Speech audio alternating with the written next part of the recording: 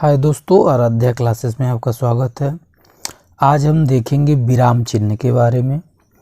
विराम चिन्ह जो है यह बहुत ही महत्वपूर्ण हो गया है आज की परीक्षाओं के लिए, चाहे वो बैंक का हो, एसएससी का हो या फिर हिंदी से संबंधित जो भी परीक्षाएं हो रही हैं उनके लिए यह बहुत ही महत्वपूर्ण है।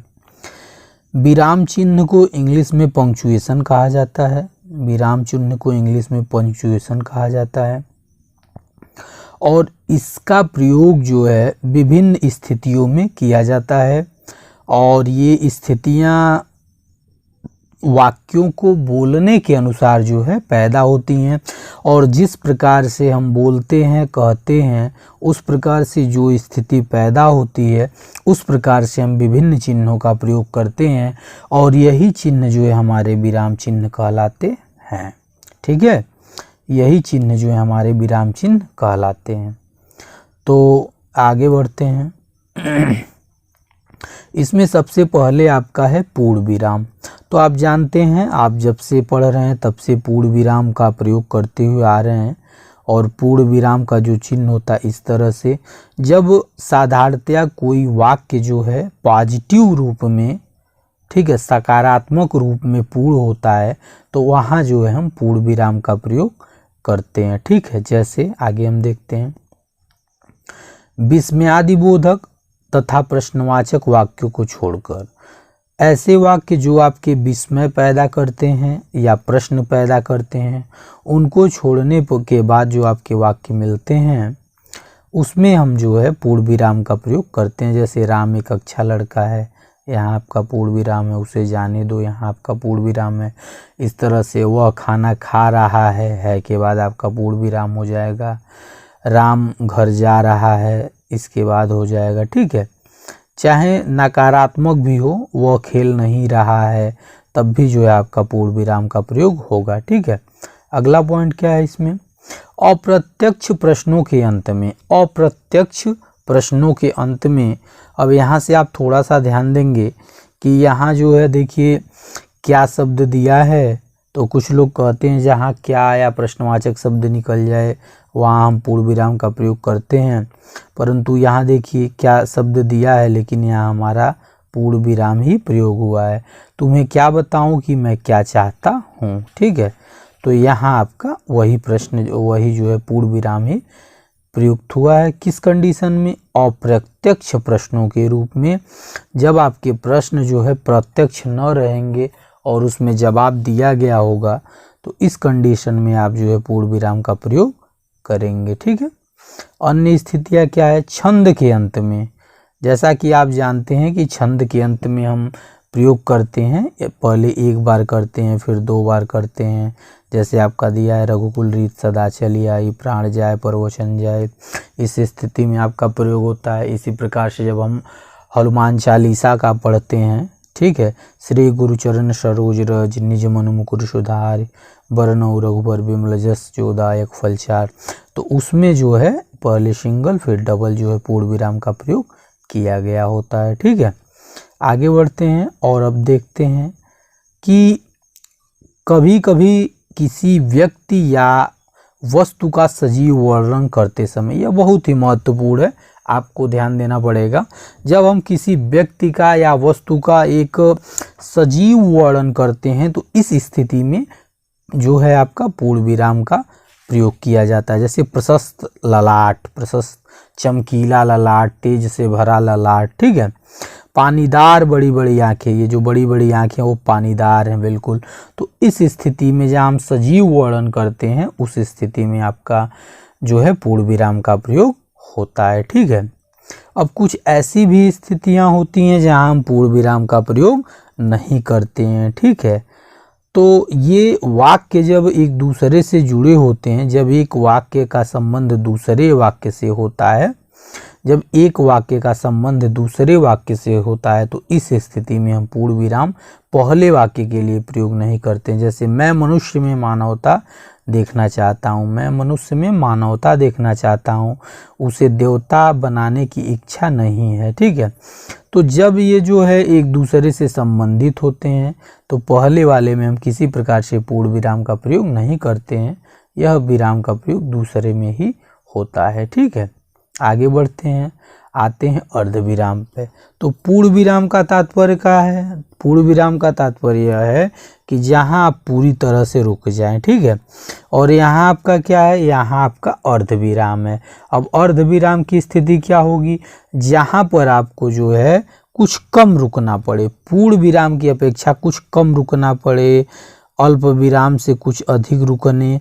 अब जैसे पूर्ण विराम से कम रुकना पड़े, अल्प विराम से अधिक रुकना पड़े, और ये स्थिति पैदा करती है किसकी? अर्ध विराम की। ठीक है, अब इसमें हम देखते हैं, डटकर परिश्रम करो सफलता अवश्य मिलेगी। डटकर परिश्रम करो सफलता अवश्य मिलेगी। तो यहाँ जो आपका इस प्रकार से चिन्ह बना हुआ है, यह चिन्ह किसका है? अर्ध विराम का है। ठीक है, ये जो चिन्ह है आपका वह किसका है? अर्ध विराम का है। और यह जो है जब पूर्ण विराम से कुछ कम हो और अल्प विराम से कुछ अधिक की स्थिति रुकने की आवश्यकता हो, तो वहाँ जो है आपका अर्ध विराम का प्रयोग, यहाँ देख लीजिएगा, यहाँ गलत दे दिया है, वहाँ पर जो है अर्ध विराम का प्रयोग होता है। ठीक है, जैसे यहाँ कह रहा है डटकर परिश्रम करो, थोड़ा रुकना पड़ा हमें, डटकर परिश्रम करो सफलता अवश्य मिलेगी। ठीक है, तो यहाँ जब हम इसे पूर्ण कर लिए तो देखिए यहाँ पूर्ण विराम है, और अभी जो है बात हमारी चल रही है तो यहाँ अर्ध विराम है। अर्ध विराम की अन्य भी स्थितियाँ होती हैं जहाँ प्रयोग किया जाता है, उसको हम देखेंगे कि कहाँ है। अब पहला आपका है जब वाक्य में एक समान अधिकरण का प्रयोग होता है। जब वाक्य में एक समान अधिकरण का प्रयोग होता है, अर्थात यह है कि जो है वह डिपेंडेबल होता है उसी वाक्य में।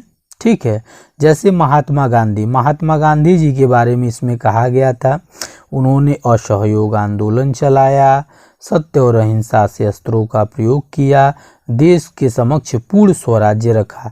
तो ये स्थितियां जो थीं आपके किसी एक व्यक्ति के लिए तमाम स्थितियां पैदा थीं, और जब हम इसे बोलते हैं तो थोड़े देर के लिए लोग रुकते हैं, और इसी स्थिति में हमारा अर्धविराम का प्रयोग होता है। ठीक है, आगे देखते हैं।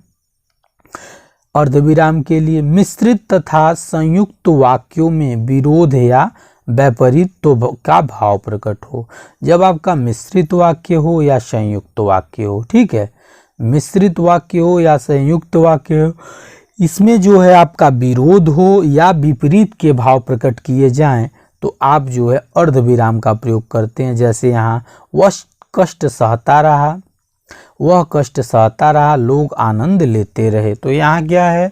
विरोध का भाव है। ठीक है, फिर भी यहाँ पे जो है हम थोड़ी देर रुकते हैं, वह कष्ट सहता रहा और लोग आनंद लेते रहे, तो यहाँ जो है जो और का लोप हुआ है, यहाँ पे हम जो है विराम चिन्ह का प्रयोग कर, अर्धविराम का प्रयोग कर दिए। ठीक है, तो इस प्रकार से ये क्या होगा? आपका हो जाएगा। जैसे यहाँ है आपका, जो लोग उसका आदर करते हैं वह उन्हीं को मूर्ख समझता है, तो यहाँ आपको थोड़ा सा रुकना पड़ा है।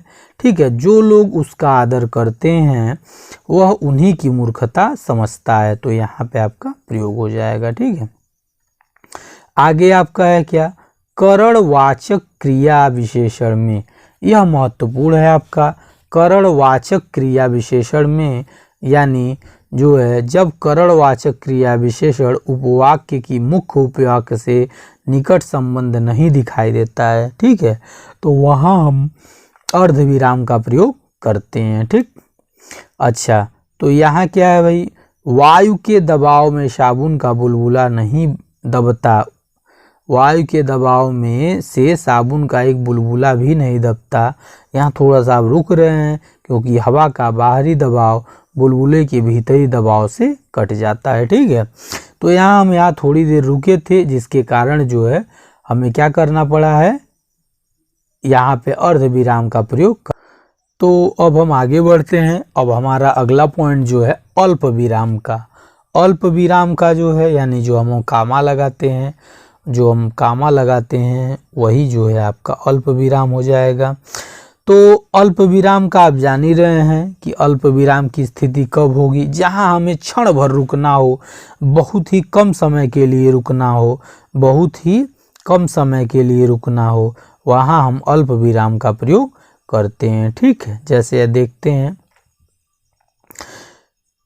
आपका सचिन तेंदुलकर, महेश भूपत और वीरेंद्र सहवाग तथा महेंद्र सिंह धोनी भारत के लोकप्रिय खिलाड़ियों में से एक हैं। तो जब आप यहाँ नाम लेंगे सचिन तेंदुलकर, महेंद्र सिंह धोनी, तो यहाँ एक गैपिंग बनती है, बहुत ही सूक्ष्म रूप से हम जो है रुकते हैं समय के लिए।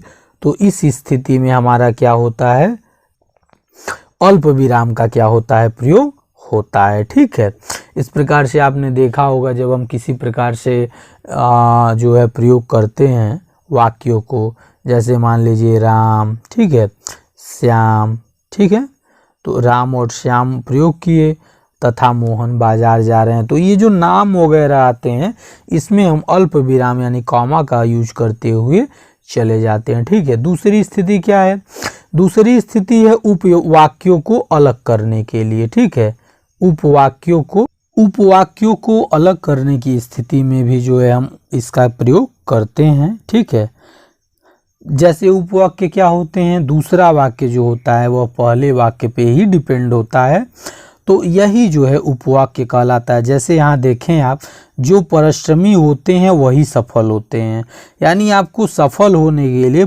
परिश्रमी होना आवश्यक है।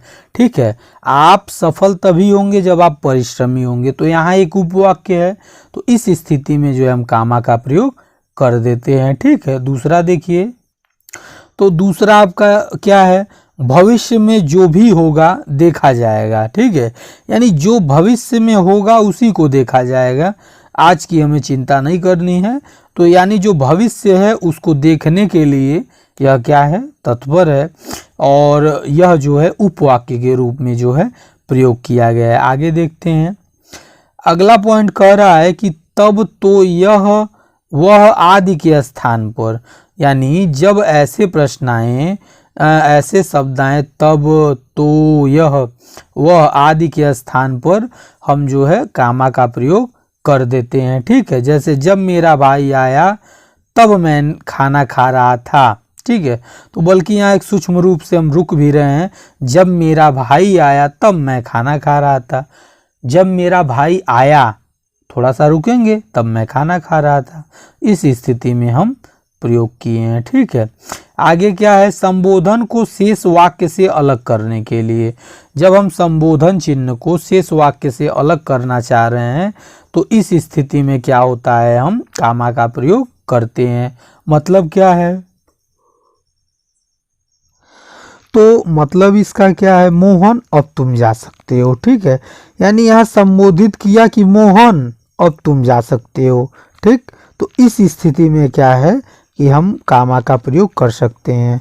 दूसरा पॉइंट क्या है, मेरे भाइयों और बहनों राष्ट्रभक्ति से बढ़कर कोई भक्ति नहीं होती, यानी यह संबोधित कर रहे हैं, संबोधित किसको कर रहे हैं, कुछ लोगों को, और यह कह रहे हैं मेरे भाइयों और बहनों, तो यहाँ रुकते हैं, राष्ट्रभक्ति से बढ़कर कोई भक्ति नहीं होती। ठीक है, अगला क्या है आपका उपविराम। आप जान ही रहे हैं उपविराम किस स्थिति के लिए प्रयोग करते हैं।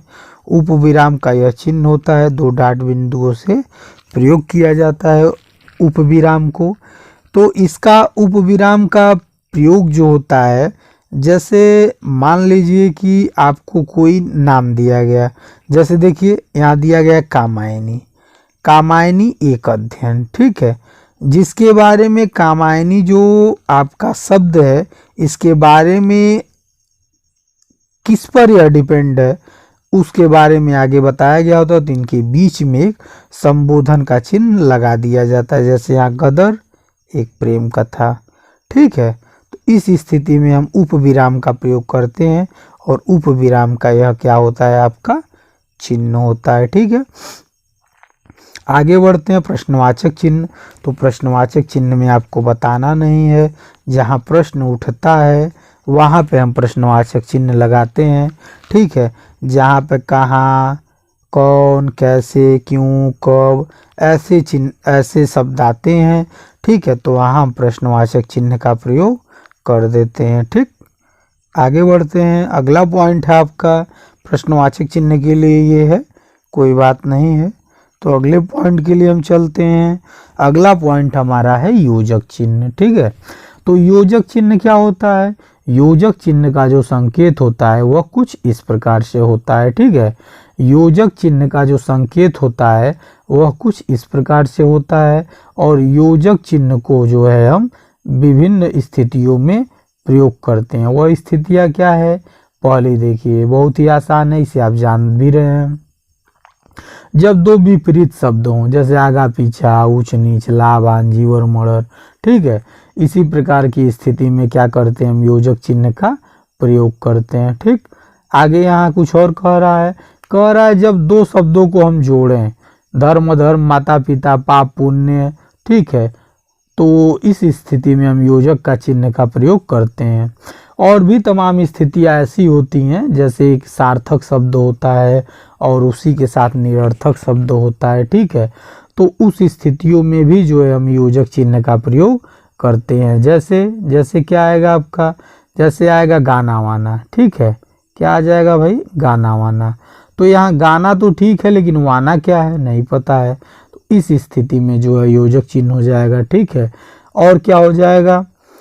और भी आपका तमाम हो सकता है, जैसे यहाँ वहाँ। ठीक है, तो यहाँ वहाँ तो फिलहाल यह महत्वपूर्ण शब्द है और इसमें कोई निरर्थक शब्द नहीं है यहाँ वहाँ में, तो इसमें भी हो जाएगा। ठीक है, और भी तमाम स्थितियाँ होती हैं, जैसे देखा ओखा, लोग नॉर्मल रूप से बोल देते हैं। ठीक है, देखा ओखा, तो इस स्थिति में भी क्या हो जाएगा? आपका प्रयोग हो जाएगा। ठीक, अगला पॉइंट है हमारा, योजक चिन्हों को द्वंद्व में जो है सर्वाधिक प्रयोग होता है। जो हमारा द्वंद्व समास होता है, अभी हमारे चैनल पर समास के बारे में बताया नहीं गया है, तो जब द्वंद्व समास के बारे में आपको बताया जाएगा तो वहाँ जो आपका योजक चिन्ह होता है वही सबसे प्रमुख होता है, और योजक चिन्ह ही द्वंद्व समास को जो है क्या कर देता है? पूरी तरह से बता देता है। ठीक है, तो यहाँ द्वंद्व समास की स्थिति में जो है हम योजक चिन्ह का पूर्ण रूप से प्रयोग करते हैं।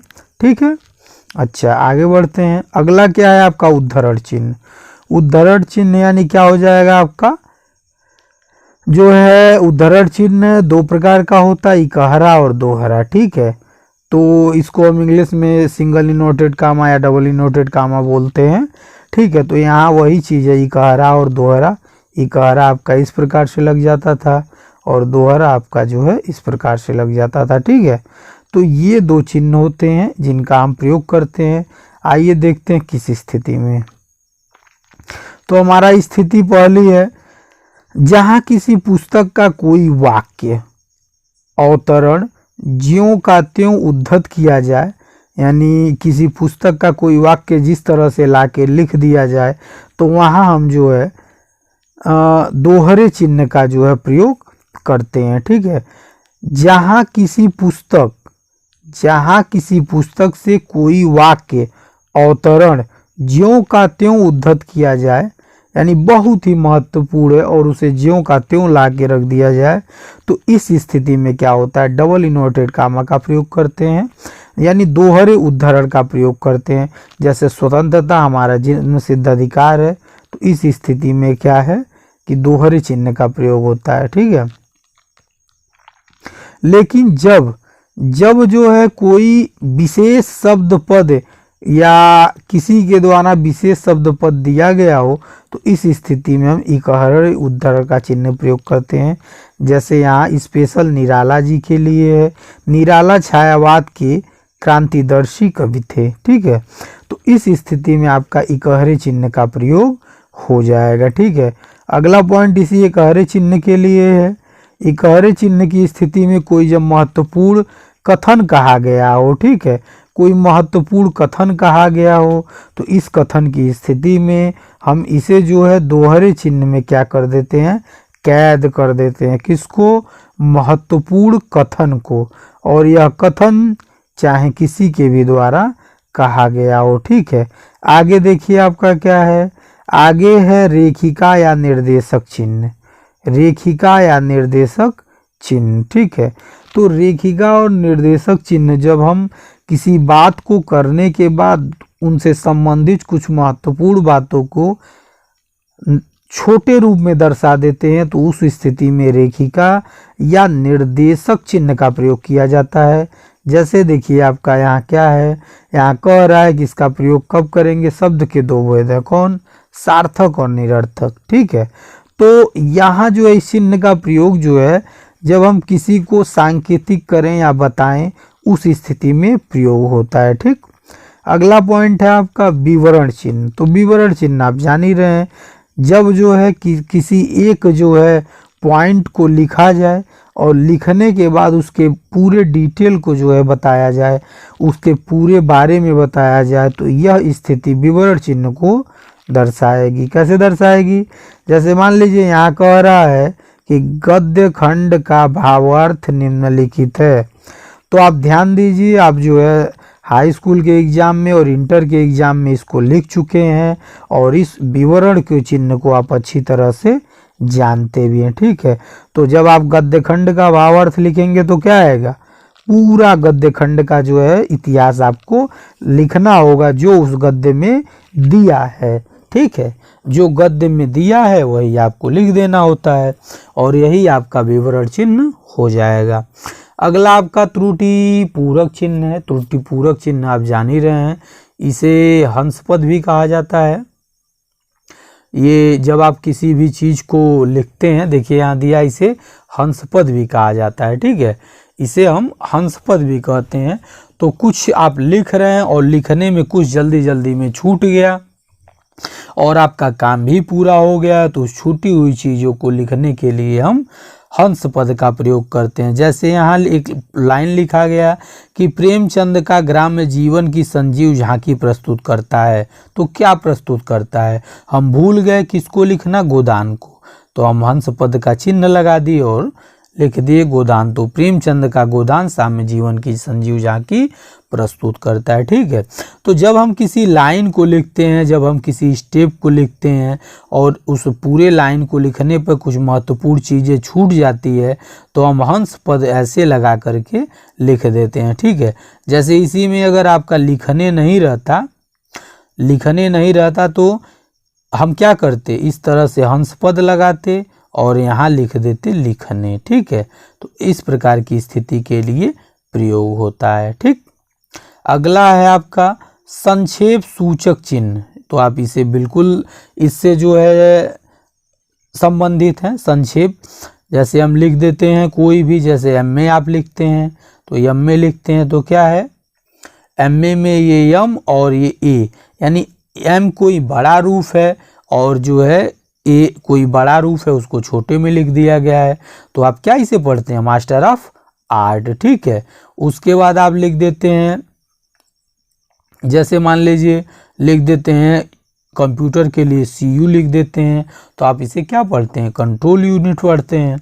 तो यही जो है संक्षेप सूचक चिन्ह है। ठीक है, अगला क्या है, लोक निर्देशक चिन्ह। ठीक है, तो लोक निर्देश चिन्ह क्या होता है भाई, जब हम किसी चीज़ का लोप कर देते हैं। ठीक है, जब हम किसी भी चीज़ का लोप कर देते हैं तो यही जो है आप कहा जाता है लोक निर्देशक चिन्ह। ठीक है, तो यह स्थिति कब पैदा होती है, यह स्थिति आपकी पैदा होती है कि जब हम कोई बातों को लिखते हैं और उसमें कुछ बातें जो हैं बिल्कुल उसी तरह से होती हैं, तो उसे हम इस तरह से क्या कर देते हैं, लोप कर देते हैं और आगे लिख देते हैं। ठीक है, तो ये स्थिति आप जान ही रहे हैं। यह है समानता सूचक शब्द।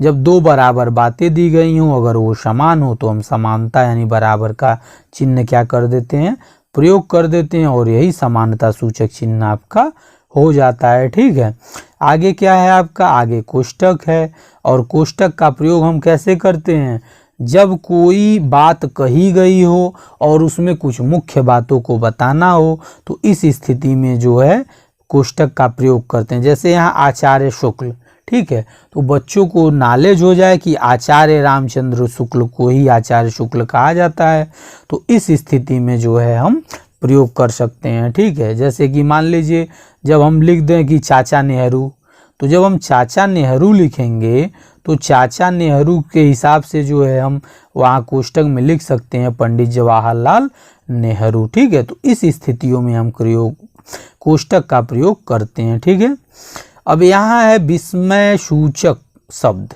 तो विस्मय सूचक चिन्ह जो होता है वो आपका इस तरह से होता है, या विस्मय सूचक चिन्ह होता है, ठीक है।